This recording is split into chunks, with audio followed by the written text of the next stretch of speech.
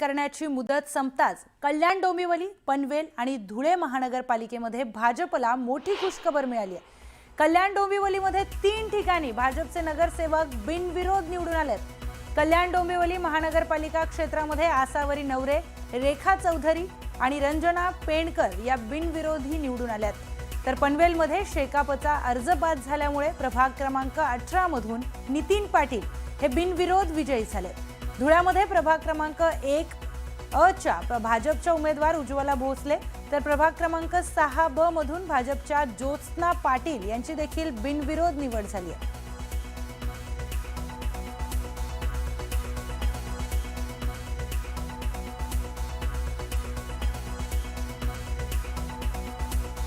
तर कल्याण डोंबिवलीतील विजयी उमेदवारांचे मुख्यमंत्री देवेंद्र फडणवीसांनी कौतुक देखील केले। रेखाताई आपली विश्व हिंदू परिषद बजरंग दलाची कार्यकर्ती आणि आपली महिला आघाडीची अध्यक्ष होती, बिनविरोध झाली।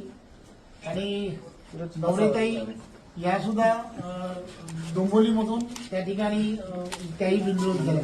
त्या संघाचं घर नवरे पूर्ण फॅमिली सगळ्या दोन्हीच्या दोन्ही या बिनविरोध झाल्या। रेखाताई तुम्हाला आणि नवरेताई तुम्हाला दोघींना खूप खूप शुभेच्छा आणि खूप अभिनंदन। धन्यवाद जय श्रीराम आणि तुमच्या सगळ्यांच्या आशीर्वादाने